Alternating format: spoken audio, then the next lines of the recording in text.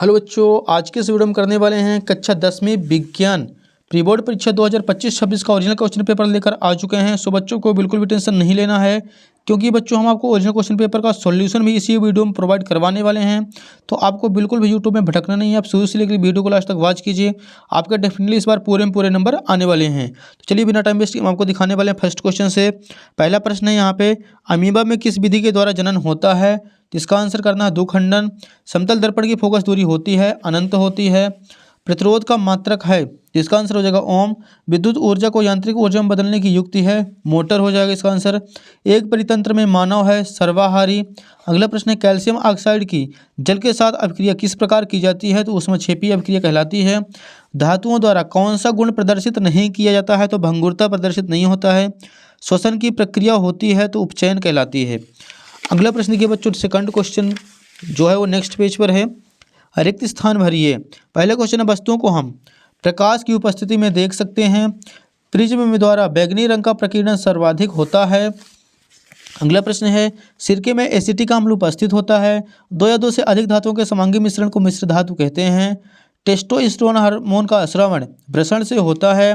यदि एक पुष्प के परागकण दूसरे पुष्प पर स्थानांतरित होते हैं तो यह प्रक्रिया परपरागण कहलाती है। नर संतान के लिए उत्तरदायी गुणसूत्र वायु होता है। अगला प्रश्न देखिए तीसरा है, सही जोड़ी मिलाइए मेंडल। तो इसका आंसर करना अनुवांशिकी के नियम। सरलरेखी परिपथ, प्रकाश किरण, विभवांतर, बोल्ट, प्रबल अम्ल HCl, धातु सुचालक होती है, जाइलम, जल परिवहन, मास्टर ग्रंथि पीयूष, मादा हार्मोन, इसका आंसर हो जाएगा एस्ट्रोजन। तो 3 भी अपना कंप्लीट हो चुका है। अगला प्रश्न है चौथा नंबर, एक वाक्य में उत्तर लिखिए, क्या कारण है कि खतरे के संकेत या सिग्नल का प्रकाश लाल रंग का होता है? तो इसका आंसर लिखना कि लाल रंग का जो प्रकीर्णन है वो कम होता है। एक अश्व शक्ति में कितने वाट होते हैं? 746 वाट होते हैं। विद्युत परिपथों की लघुपतन तथा अतिभारण के कारण होने वाली हानि से सुरक्षा की सबसे महत्वपूर्ण युक्ति है तो मोटर या फिर आप बोल सकते हैं फ्यूज वायर। वे अभिक्रियाएं जिनमें अभिकारकों के बीच आयनों का आदान प्रदान होता है, इसका आंसर हो जाएगा द्विविस्थापन अभिक्रियाएं। मस्तिष्क का वह कौन सा भाग जो सोचने, सूंघने, देखने आदि के लिए विशिष्टीकृत होता है? तो मध्य मस्तिष्क। भ्रूण को पोषण कहाँ से मिलता है? तो मादा के रक्त यानी प्लेसेंटा से मिलता है। जिस लेंस की फोकस दूरी 1 मीटर हो उस लेंस की क्षमता 1 डायोप्टर कहलाती है। अगला प्रश्न है, प्रकाश संश्लेषण की क्रियाविधि का केवल रासायनिक समीकरण लिखिए। तो ये हो जाएगा बच्चों इसका आंसर, आपके स्क्रीनशॉट ले लेना है। प्रश्न छठवां है, पुनरुत्थ भवन को परिभाषित कीजिए। तो ये हो जाएगी पुनरुत्थ भवन की परिभाषा।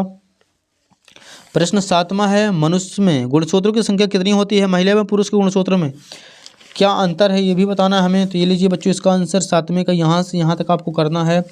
अगला प्रश्न है नेक्स्ट पेज पर, दो उत्तल लेंस किसे कहते हैं? तो ये हो जाएगा बच्चों इसका आंसर, ये दो उत्तल लेंस की परिभाषा है। अगला प्रश्न है, जब कोई प्रकाश किरण सघन माध्यम से विरल माध्यम में प्रवेश करती है तब क्या होता है? तो ये लीजिए बच्चों इसका आंसर, 9वें का आंसर यहाँ से यहाँ तक करना है। प्रश्न क्रमांक 10 है, विद्युत धारा को परिभाषित कीजिए, इसका एसआई मात्रक क्या है ये भी लिखना है हमें। तो ये हो जाएगी विद्युत धारा की परिभाषा यहाँ से यहाँ तक, और ये इसका मात्रक हो जाएगा एम्पियर। प्रश्न क्रमांक 11 देखिए, विद्युत चुम्बकीय प्रेरण को परिभाषित कीजिए। तो ये रहा बच्चों इसका आंसर, विद्युत चुम्बकीय प्रेरण की परिभाषा। प्रश्न क्रमांक 12 है, दो चुम्बकीय क्षेत्र रेखाएं एक दूसरे को कभी प्रतिच्छेद नहीं करती हैं, क्यों? ये लीजिए बच्चों इसका आंसर, प्रश्न क्रमांक 12 का। अगला क्वेश्चन है 13 नंबर, किसी एक पारिस्थितिक तंत्र की आहार श्रृंखला में विभिन्न पोषी स्तर प्राणियों के केवल नाम समझाइए। तो ये हो जाएगा बच्चों इसका आंसर 13 का, आप लोग स्क्रीनशॉट लेते चलिए फटाफट। अगला प्रश्न हमारे सामने है प्रश्न 14, संक्षारण किसे कहते हैं? इसके 3 उदाहरण दीजिए। ये लीजिए बच्चों इसका आंसर संक्षारण, और इसका उदाहरण हो जाएगा लोहे पर जंग लगना। प्रश्न 15 है, आघात वर्धनीयता एवं तन्यता का अर्थ बताइए। तो ये हो जाएगा इसका आंसर। प्रश्न 16 है, संतृप्त एवं असंतृप्त कार्बन यौगिकों का केवल एक उदाहरण दीजिए। ये लीजिए बच्चों इसका आंसर हमें दे देना है एथेन और एथीन।